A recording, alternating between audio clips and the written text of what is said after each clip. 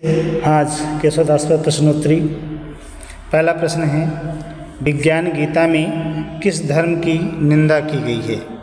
विज्ञान गीता में किस धर्म की निंदा की गई है? शैव, वैष्णव, बौद्ध या शाक्य? कौन सा धर्म इसमें दोस्तों? तो इसमें बौद्ध धर्म की निंदा की गई है। किसकी?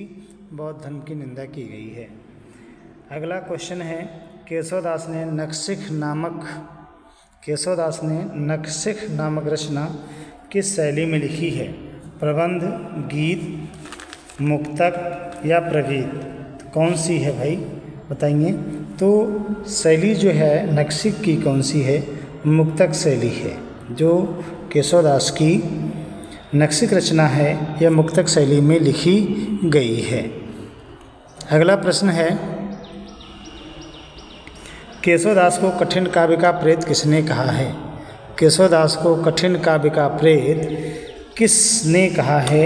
आचार्य रामचंद्र शुक्ल ने, नाभादास ने, रामस्वरूप चतुर्वेदी ने या विजयपाल सिंह ने? किसने कहा है? तो केशवदास को कठिन काव्य का प्रेत कहा जाता है और कहा किसने है? आचार्य रामचंद्र शुक्ल ने। अगला प्रश्न है दोस्तों, रामचंद्रिका को छंदों का अजायब घर किस साहित्यकार ने कहा है? रामचंद्रिका को छंदों का अजायब घर किस साहित्यकार ने कहा है? तो ये नाम दिया है किसने? नाभादास ने, विजयपाल सिंह ने, रामचंद्र शुक्ल ने या रामस्वरूप चतुर्वेदी ने? तो ये दिया है नाम रामस्वरूप चतुर्वेदी ने। रामचंद्रिका को छंदों का अजायब घर कहा है। अगला प्रश्न है दोस्तों, केशवदास की किस योजना में, केशवदास काव्य की किस योजना में निपुण थे? संवाद योजना, प्रतिवादी योजना, बिंब योजना, प्रतीक योजना? तो इसमें पहला ऑप्शन सही होगा। कौन सा? पहला ऑप्शन सही होगा। संवाद योजना में केशवदास जी निपुण थे। अगला प्रश्न है, केशवदास किस जाति के थे? शूद्र थे, ब्राह्मण थे, क्षत्रिय थे, वैश्य थे? कौन थे? तो केशवदास ब्राह्मण जाति के थे। कौन से? ब्राह्मण जाति के। दूसरा ऑप्शन सही है आपका। अगला प्रश्न है, भाषा बोल न जानहीं जिनके कुल के दास पंक्ति के रचनाकार कौन हैं? तो ये पंक्ति जो है केशवदास ने अपने विषय में कही है, भाषा बोल न जानहीं जिनके कुल के दास। तो ये रचना किसकी है? केशवदास की है। किसकी है? केशवदास की। तीसरा ऑप्शन इसमें सही है। अगला प्रश्न है, प्रकृति के प्रति केशवदास की दृष्टि, प्रकृति के प्रति केशवदास की दृष्टि अपने समकालीन कवियों जैसी है।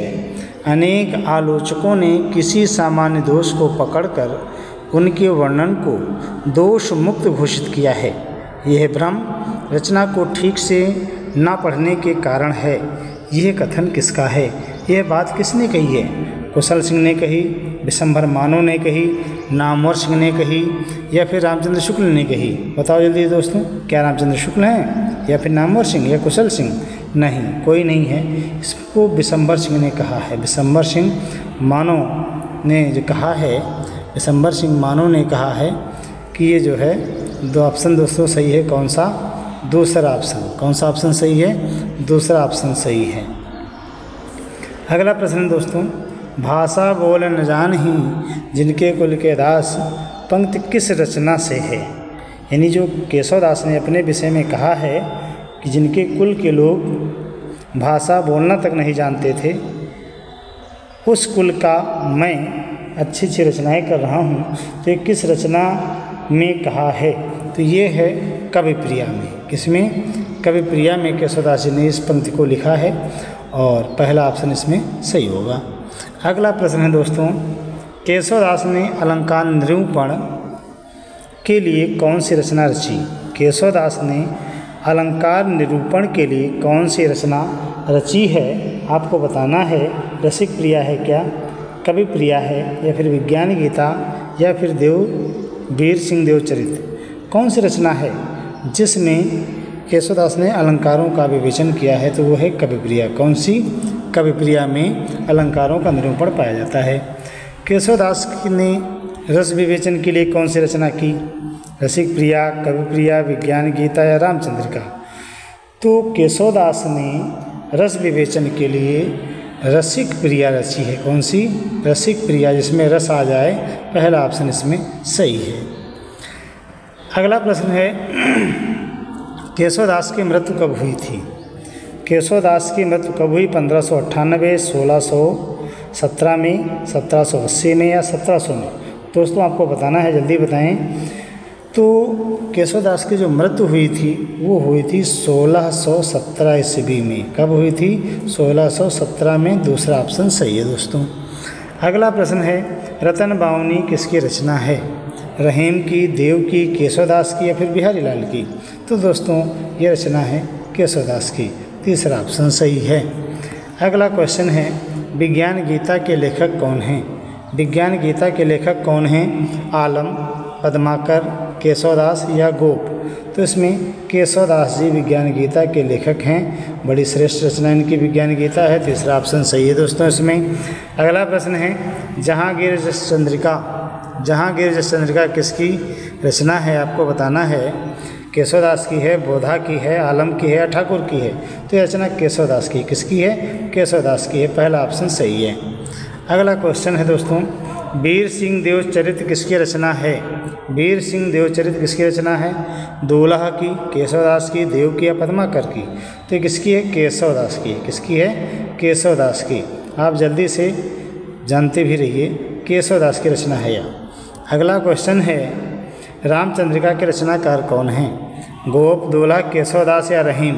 तो दोस्तों इसके रचनाकार कौन है रामचंद्रिका के? केशवदास हैं। रामचंद्रिका को छंदों का अजायब घर भी कहा जाता है। छंदों का अजायब घर कहा किसने? रामस्वरूप चतुर्वेदी ने। इसमें तीसरा ऑप्शन सही है। अगला प्रश्न दोस्तों रसिक प्रिया और कवि प्रिया किसके द्वारा लिखित है? खुसरो, जायसी, कबीर, केशवदास? कौन सा ऑप्शन सही होगा? बहुत बढ़िया बताया आपने, केशवदास। चौथा ऑप्शन सही है इसमें। अगला प्रश्न है रामचंद्रिका की रचना हुई थी। रामचंद्रिका की रचना हुई थी। रामचंद्रिका कब रची गई? 1601 में, 1607 में, 1631 में, 1666 में? तो कब रची गई है? 1601 में। कब? 1601 में। पहला ऑप्शन सही है। रामचंद्रिका 1601 की रचना है। रसिक प्रिया की रचना कब हुई? अगला प्रश्न है रसिक प्रिया की रचना कब हुई? 1691, 1591, 1670 या 1701? आपको जल्दी से बताना है किस सन में हुई रसिक प्रिया की रचना। तो ये हुई है 1591 ईस्वी में। दूसरा ऑप्शन इसमें सही है। अगला प्रश्न है कवि प्रिया और रतन बावनी की रचना कब हुई? कवि प्रिया और रतन बावनी की रचना कब हुई? 1555 में, 1509 में या 1601 में या 1609 में? जल्दी बताओ दोस्तों किस में हुई है? बहुत बढ़िया जवाब है 1603 में। किस में हुई? 1601 में। सॉरी, तीसरा ऑप्शन सही है। अगला क्वेश्चन है वीर सिंह देवचरित की रचना, वीर सिंह देवचरित की रचना कब हुई? 1700 में, 1628 में, 1595 में या 1607 में? वीर सिंह देवचरित की रचना कब हुई दोस्तों? कौन सा ऑप्शन सही होगा? हाँ, सही जवाब है आपका चौथा ऑप्शन। अगला जो है विज्ञान गीता की रचना कब हुई? 1610 में, 1800 में, 1830 में या फिर 1640 में? विज्ञान गीता की रचना कब हुई दोस्तों? बताइए। तो इसमें कौन सा ऑप्शन सही होगा? कौन सा? पहला ऑप्शन। कौन सा? पहला ऑप्शन सही होगा। विज्ञान गीता की रचना कब हुई? 1610 ईस्वी में। जहांगीर जस चंद्रिका की रचना कब हुई? जहांगीर जस चंद्रिका की रचना कब हुई? 1601 में, 1612 में, 1644 में या फिर 1645 में? तो कब हुई? 1612 ईस्वी में जहांगीर जस चंद्रिका की रचना हुई थी। केशव हृदयहीन कवि हैं। केशव हृदयहीन कवि हैं, यह बात किसने कही है?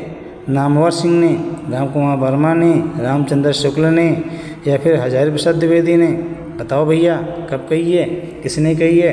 केशवदास को हृदयहीन किसने कहा है? तो ये कहा है आचार्य रामचंद्र शुक्ल ने। तीसरा ऑप्शन दोस्तों सही है। अगला क्वेश्चन है केशवदास की किस रचना में, केशवदास की किस रचना में वीर सिंह देवचरित का वर्णन है? केशवदास की किस रचना में वीर सिंह देवचरित का वर्णन है? तो इसमें दोस्तों पहला ऑप्शन सही है, वीर सिंह देवचरित साफ साफ नज़र आ रहा है, इसमें कुछ भूलना ही नहीं है।